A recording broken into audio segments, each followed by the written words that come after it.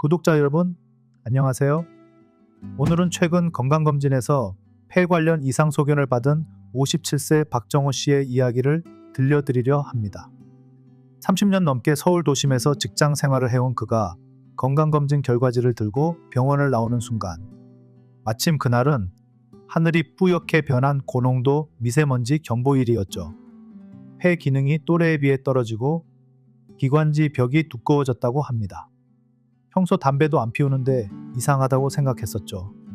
의사의 첫 마디는 그의 생활 환경에 관한 질문이었습니다.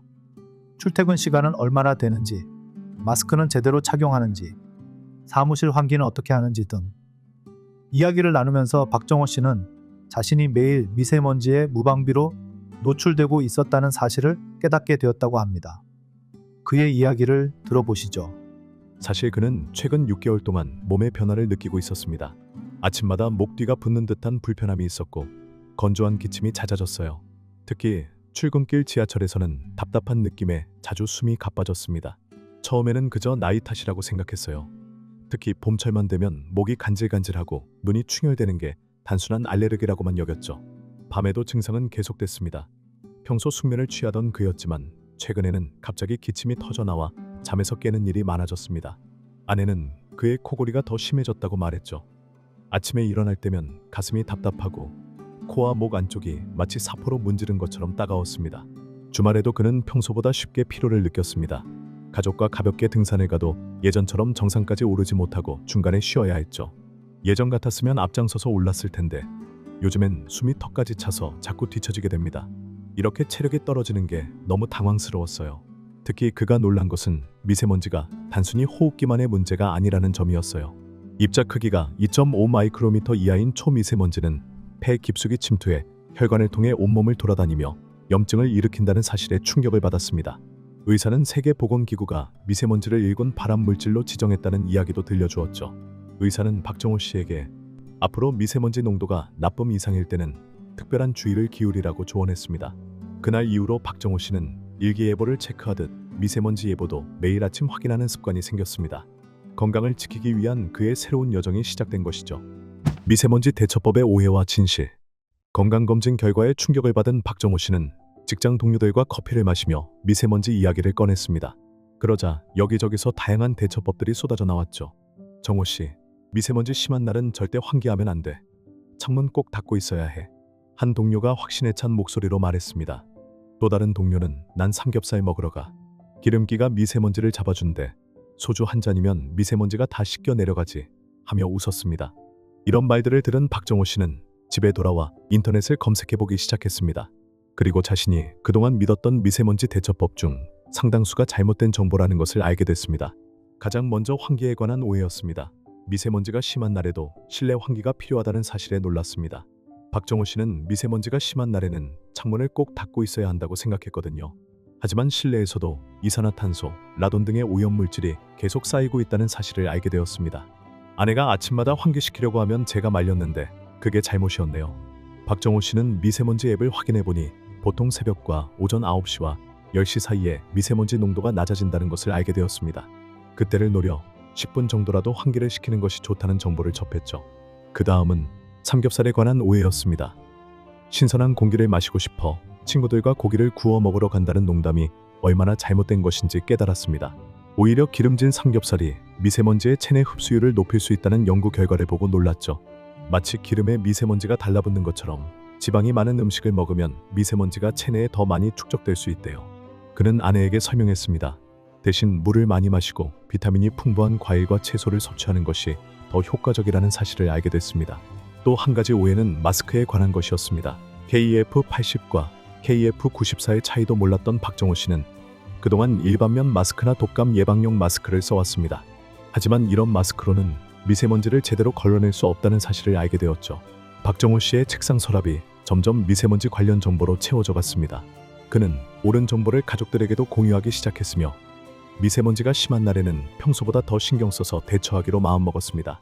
출퇴근길 미세먼지 대응. 오늘 초미세먼지 지수 150이 매우 나쁨이네요. 아침마다 박정호 씨의 새로운 습관이 생겼습니다. 스마트폰으로 날씨를 확인하든 미세먼지 농도 확인이 그의 일과 중 하나가 되었죠. 그는 특히 초미세먼지, PM2.5 수치에 주목했습니다. 이 작은 입자들이 폐 깊숙이 침투할 수 있다는 사실을 알게 된 후로는 더욱 주의를 기울였습니다. 101 마이크로그램 이상이면 매우 나쁨 등급이라고 했지. 오늘은 꼭 마스크를 제대로 써야겠다. 박정호 씨는 신중하게 KF94 마스크를 꺼내 들었습니다. 이제 그는 마스크를 고르는 법도 알게 되었습니다.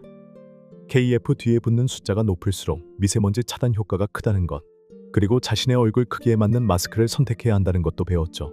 그는 이전과는 다르게 마스크를 착용했습니다. 코 위에서부터 턱 아래까지 밀착시켜 틈새가 없도록 했습니다. 코 부분의 와이어를 조절해 코 모양에 맞게 꼭 눌러주고 양쪽 끈이 귀에 편안하게 걸리도록 조정했습니다. 예전에는 그냥 대충 걸치듯 썼는데 이렇게 하니 확실히 다르네. 준비를 마친 그는 출근길에 나섰습니다. 지하철역으로 가는 길에 그는 이전과는 다른 사람들을 발견했습니다. 자신처럼 마스크를 제대로 착용한 사람들도 있었지만 여전히 많은 사람들이 마스크를 턱에 걸치거나 코를 드러낸 채 착용하고 있었죠. 예전의 자신과 똑같은 모습이었습니다. 출근길 지하철에서 그는 창밖을 바라보며 생각했습니다. 미세먼지 농도가 높은 날에는 창문을 열지 않는 지하철이 오히려 위험할 수도 있겠구나. 그는 마스크 착용의 중요성을 다시 한번 실감했습니다. 회사 근처 지하철역에 도착한 박정호 씨는 늘 하던 대로 에스컬레이터를 타고 지상으로 올라갔습니다. 하지만 이번에는 조금 다른 선택을 했습니다. 평소 지하철역과 회사 사이 거리를 빠르게 걷곤 했지만 오늘은 미세먼지가 심한 날이라 호흡이 깊어질 정도로 빠르게 걷는 것은 피했습니다. 호흡이 가빠지면 미세먼지를 더 많이 흡입할 수 있다는 것을 알게 되었기 때문입니다. 퇴근 시간, 박정호 씨는 다시 한번 미세먼지 앱을 확인했습니다. 오후 6시, 퇴근 시간에는 오히려 미세먼지 농도가 더 올라가 있었습니다. 그는 회사 동료에게 자신의 새로운 지식을 나누었습니다. 퇴근 시간에 미세먼지가 더 심해지는 경향이 있대. 차들이 많이 다니는 시간이라 그런가 봐. 그날 이후로 박정호 씨는 회사 동료들 사이에서 일종의 미세먼지 전문가가 되었습니다. 폐 건강을 위한 식습관 개선. 건강검진 결과 이후 박정호 씨는 미세먼지에 대응하는 또 다른 방법을 찾아 나섰습니다. 마스크 착용과 외출 시간 조절만으로는 부족하다고 느꼈기 때문이죠. 그는 운동만큼이나 식습관이 중요하다는 사실을 알게 되었습니다. 폐에 쌓인 미세먼지를 배출하는 데 도움이 되는 음식이 있을까요? 박정호 씨는 건강검진을 받은 병원의 영양사에게 상담을 요청했습니다. 영양사는 미소를 지으며 대답했습니다. 네, 분명히 있습니다. 가장 기본적이지만 중요한 것은 수분 섭취예요.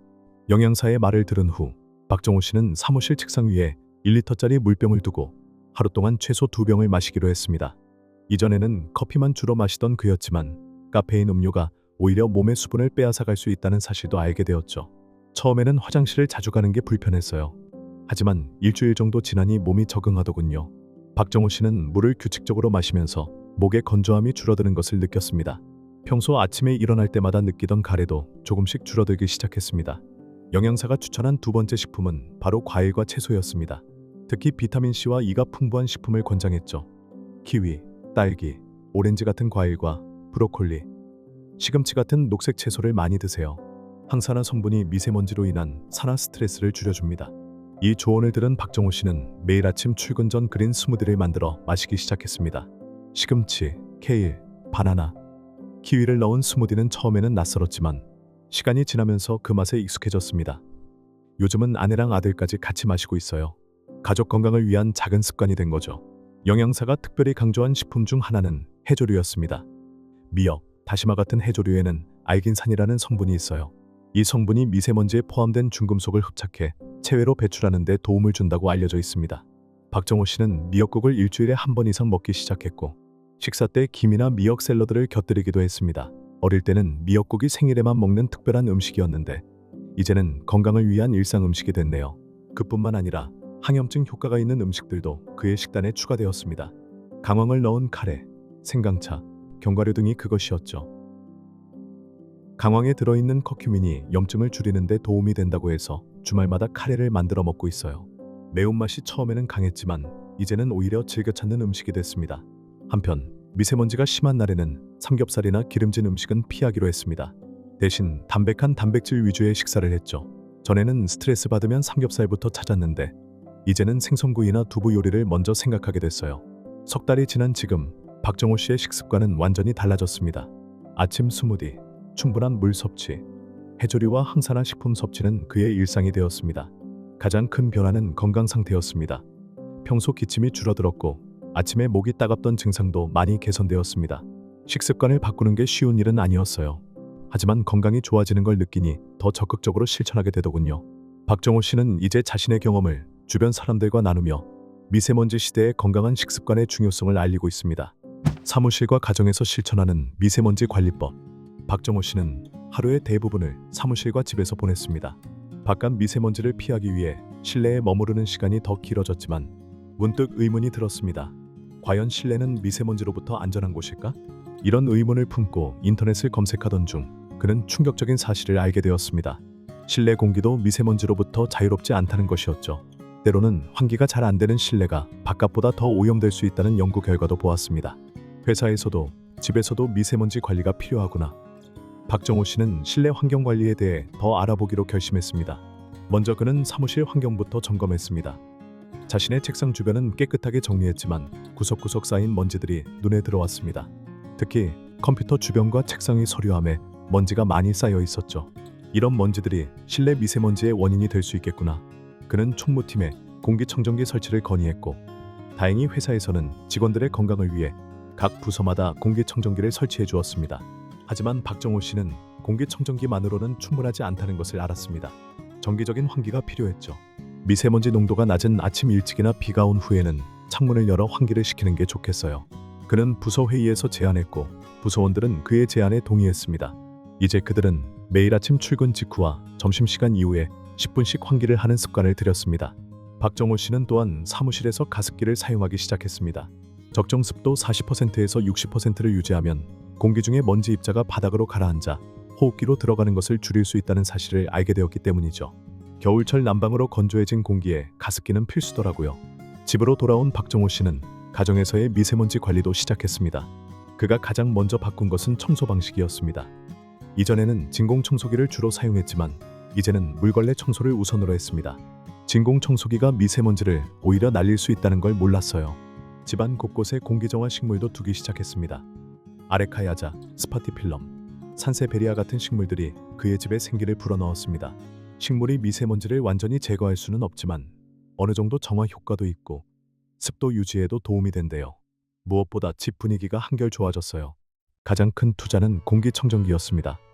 박정호 씨는 침실과 거실에 각각 한 대씩 설치했습니다. 하지만 단순히 설치하는 것에 그치지 않고 정기적인 필터 관리의 중요성도 깨달았습니다. 6개월마다 필터를 교체하고 한 달에 한 번씩은 필터를 청소해 주는 게 좋다고 하더라고요. 이러한 노력들이 모여 박정호 씨의 가정은 이전보다 훨씬 깨끗한 공기 환경을 유지할 수 있게 되었습니다. 그리고 6개월 후 받은 건강검진에서는 폐 관련 수치가 조금씩 개선되는 결과가 나왔습니다. 모든 미세먼지를 완벽하게 차단할 수는 없겠지만 최대한 노력하는 것이 중요하다는 것을 깨달았어요. 작은 실천들이 모여 건강에 큰 차이를 만든다는 걸 느꼈습니다. 박정호 씨의 얼굴에는 자신감이 넘쳤습니다. 오늘 이야기는 여기까지입니다. 박정호 씨는 누구보다 열심히 정보를 찾고 실천하며 자신의 경험을 나누는 그의 모습이 많은 이들에게 영감을 주고 있습니다. 그는 이렇게 말합니다. 미세먼지는 우리 삶의 일부가 되었지만 그렇다고 체념할 필요는 없어요. 올바른 정보와 꾸준한 실천으로 건강을 지킬 수 있습니다. 라고요. 날씨 변화가 심해지는 이맘때입니다. 특히 미세먼지 예보 매일 확인하고 마스크 꼭 챙기시고 적극적으로 건강을 지켰으면 하네요. 오늘도 건강하고 행복한 하루 되세요.